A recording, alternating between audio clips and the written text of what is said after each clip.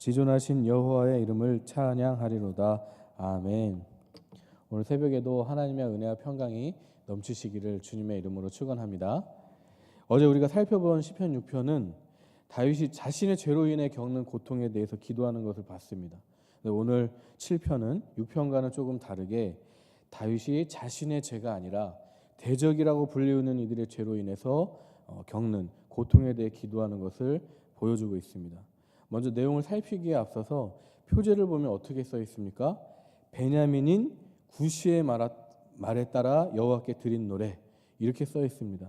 이 부분에서 우리는 이 시편 7편이 어느 시기에 기록되어 있는지 대략 가늠할 수 있습니다. 베냐민인 구시라는 인물에 대해서 성경은 언급하지 않기 때문에 구시라는 이가 누구인지 알 길은 없습니다. 하지만 오늘 본문에 기록된 증거들을 보면 이 사람이 다윗을 심히 핍박했고 특별히 그를 가리켜서 베냐민 사람이라고 한 것으로 봐서 학자들은 같이 베냐민 지파 출신인 사울 왕을 추종하는 인물로 추측하고 있습니다. 그러니까 구시라는 인물은 사울이 살아왔던 때였는지 아니면 사울이 죽고 난 후였든지 사울을 추종하는 사람으로서 다윗에게 큰 위협이 된 사람이라고 볼 수 있습니다. 먼저 1절을 같이 한번 읽어볼까요? 시작. 여호와 내 하나님이여, 내가 주께 피하오니 나를 쫓아오는 모든 자들에게서 나를 구원하여 내소서. 다윗이 지금 무엇을 기도하고 있습니까? 처음부터 뭔가 다급하게 하나님을 찾고 있습니다. 나를 쫓아오는 모든 자들에게서 구원해 달라고 기도하고 있죠. 여기서 나를 쫓아오는 모든 자들은 어떤 자들일까요? 2절에 나와 있습니다. 한번 읽어볼까요? 시작. 건져낼 자가 없으면 그들이 사자같이 나를 찢고 뜯을까 하나이다. 다윗이 지금 도움을 받지 못한다고 하면 그들은 사자같이 다윗에게 해를 가할 수 있을 정도로 사납고 강한 자들입니다. 얼마큼 강한 자들이냐면 여러분 다윗은 어떤 사람이었습니까? 평생 전쟁터를 누비고 다녔던 용사였습니다. 그리고 전쟁마다 승리로 이끌었던 대단한 전쟁 지략가였습니다.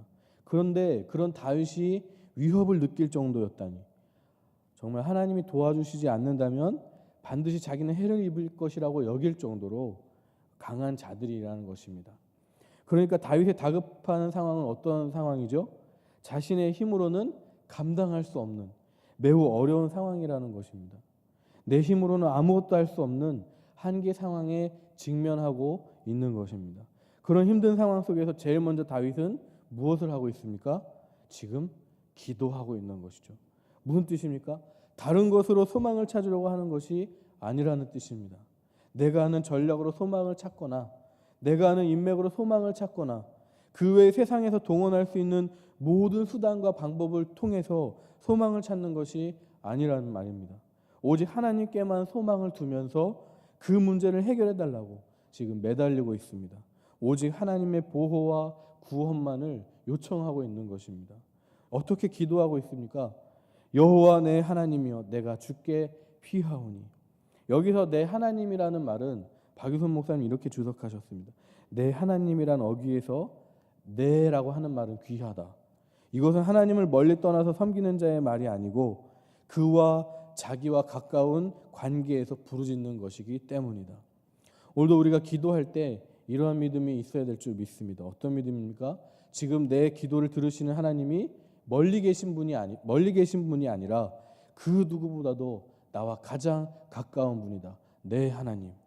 여러분도 그런 믿음으로 하나님을 부를 수 있기를 주님의 이름으로 축원합니다. 그런 위기 상황 속에서 내 하나님을 부르면서 이어서 또 부르짖습니다. 내가 주께 피합니다. 이 고백 속에서 우리는 또 한 번 우리의 정체성을 확인합니다. 내가 주께 피합니다라고 기도하는 것은 지금 우리의 존재가 어떻다라는 것을 말하고 있는 것일까요? 하나님의 도움 없이는 나는 할 수 있는 것이 없는 존재입니다라는 것이죠. 이 사실을 잊지 않기를 주님의 이름으로 축원합니다. 여러분, 다윗은 여기에 자신의 힘으로 감당할 수 없는 일에 대해서 내가 주께 피합니다 기도하고 있지만 사실 우리는 어떻습니까? 모든 일에서 아무리 사소한 일이라고 할지라도 하나님의 도움 없이 할 수 있는 일이 있을까요? 없을까요? 없습니다. 우리가 하는 모든 일의 배후와 이면을 다 들여다보지 못해서 잘 모르는 것뿐이지 사실 우리가 우리 힘으로 할 수 있는 것은 단 한 가지도 없습니다. 성경은 이 사실을 분명히 증거하고 있습니다. 사도행전 17장을 한번 찾아볼까요? 사도행전 17장. 여기에서 바울이 하나님과 우리 관계를 어떻게 증거하고 있는지를 한번 확인해 보겠습니다. 사도행전 17장입니다.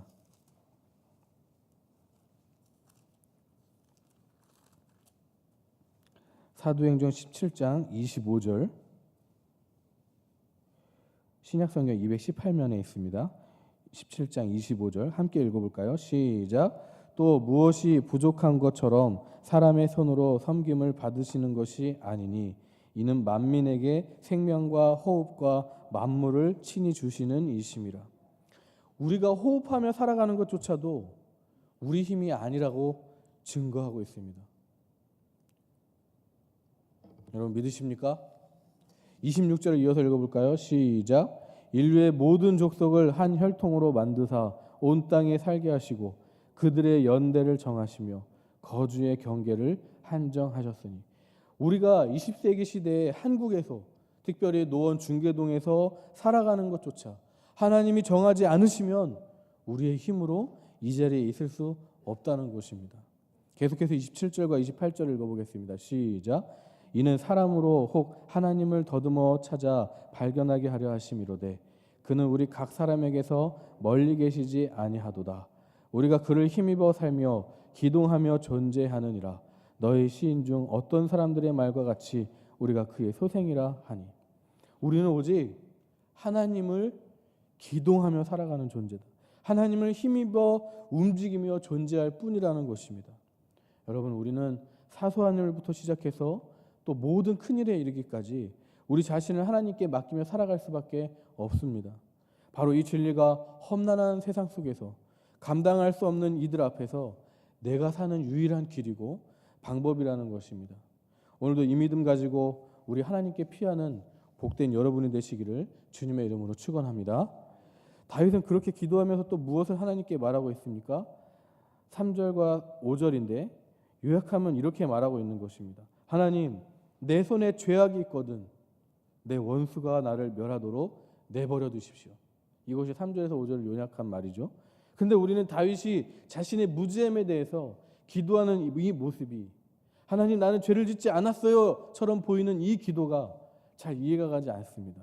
왜냐하면 시편 6편이 어떤 내용입니까?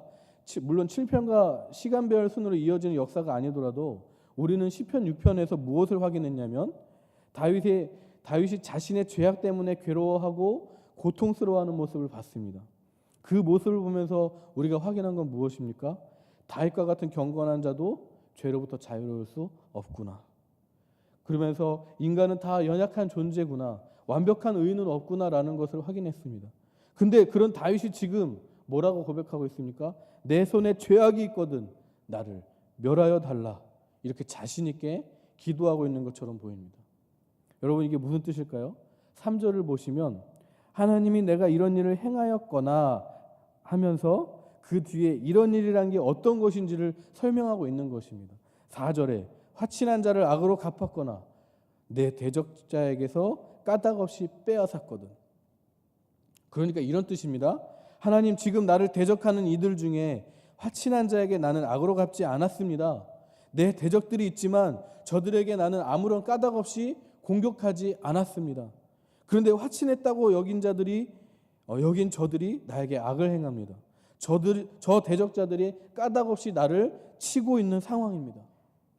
자신의 평생의 삶에 있어서 죄를 짓지 않았다고 말하는 것이 아니라 지금 나를 대적하는 이들에게 나는 잘못이 없습니다. 오히려 저들이 나를 공격하고 있습니다. 라고 하나님께 하소연하고 있는 것입니다. 그것이 바로 이 다윗의 기도라는 것입니다. 그러면서 무엇을 기도하고 있습니까? 6절에서 16절까지 대적자들의 심판을 기도하고 있고 끝으로 17절 같이 읽어볼까요? 시작. 내가 여호와께 그의 의를 따라 감사하며 지존하신 여호와의 이름을 찬양하리로다. 그렇게 역사하실 하나님의 정의를 감사하며 찬양하고 있는 것입니다. 그런데 여러분 다시 6절을 한번 볼까요? 6절 다윗의 기도가 어떻게 보입니까? 대적자들의 멸망을 기도할 것을 기도하면서 6절 시작. 여호와여 진노로 일어나사 내 대적들의 노를 막으시며 나를 위하여 깨서서 주께서 심판을 명령하셨나이다. 마치 개인적인 원수를 갚기 위해서 하나님을 동원하는 것처럼 보입니다. 나를 위하여 깨소서. 물론 6절의 뜻은 하나님 내 대적자들의 불의한 행동을 살피시고 저들에게 심판을 행하소서라는 뜻입니다. 그러니까 이 말씀은 분명히 성도는 자신이 당하는 불의한 핍박에 대해서 하나님께 기도해서 대적자들을 심판하기를 요청할 수 있다라고 가르치는 본문입니다. 하지만 우리가 오해를 해서는 안 됩니다. 무엇이냐면 다윗은 지금 개인적인 원한을 품고 하나님께 복수해달라고 기도하는 것이 아니라는 것입니다. 앞으로도 우리가 시편을 보면서 이런 시편들을 읽을 텐데 우리가 오해하지 말아야 할 것은 이렇게 기록된 기도가 개인적인 복수심에서 원한을 갚아달라고 구하는 기도가 아니라는 겁니다. 다윗이 대적을 심판해달라고 기도하는 것은 바로 하나님을 위해서 그렇게 기도한 것입니다. 어떻게 알 수 있습니까? 7절을 이어서 읽어볼게요. 7절 시작. 민족들의 모임이 주를 두르게 하시고 그 위 높은 자리에 돌아오소서.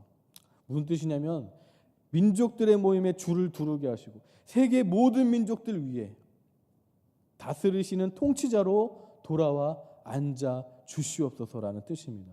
그러니까 다윗은 자신의 대적자들을 단순히 나 개인 하나를 괴롭히는 원수로만 보고 있는 것이 아니라 자신의 고통과 억울함을 이미 넘어서서 하나님의 세계 통치에 거역하는 악한 세력으로 보고 있고 저들의 심판을 놓고 기도하고 있는 것입니다.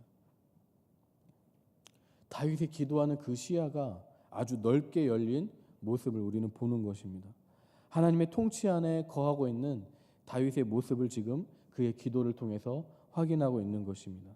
그리고 우리가 여기서 놓치지 말아야 할 아주 중요한 사실은 바로 이것입니다. 8절입니다. 시작. 여호와께서 만민에게 심판을 행하시오니 여호와여 나의 의와 나의 성실함을 따라 나를 심판하소서. 하나님이 어떤 분이라고 하는 거죠? 심판자시라는 겁니다. 하나님의 심판은 단순히 보여지는 정황들과 증거만으로 심판하는 인간들의 법정 심판과는 다릅니다. 더 근본적인 심판이시고 비교할 수 없는 뛰어난 심판이라는 겁니다. 9절을 이어서 읽어볼까요? 시작. 악인의 악을 끊고 의인을 세우소서. 의로우신 하나님의 사람의 마음과 양심을 감찰하시나이다. 하나님의 심판이 왜 뛰어납니까? 우리가 보지 못하고 우리가 확인할 수 없는 그 사람의 마음과 양심을 감찰하시는 심판이기 때문입니다. 그리고 또 왜 뛰어납니까? 11절입니다. 시작. 하나님은 의로우신 재판장이시며 매일 분노하시는 하나님이시로다. 하나님의 심판은 그 무엇보다 공평하고 의로우시기 때문입니다. 여러분 믿으십니까?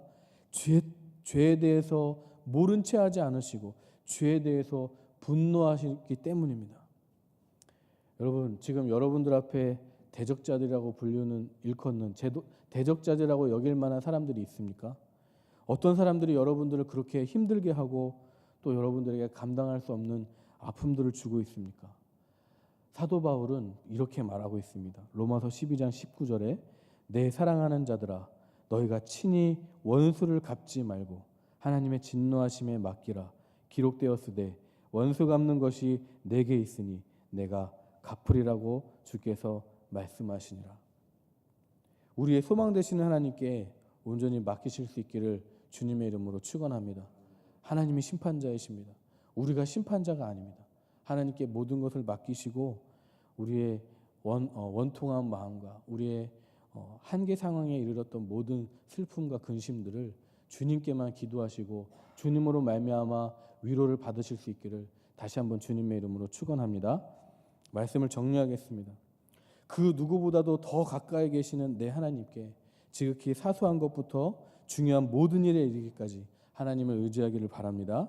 그리고 대적으로 말미암아 불의한 일을 당할 때 우리의 소망은 이 땅의 통치자시고 의로우신 재판장이신 하나님밖에 없음을 믿으시기를 바랍니다.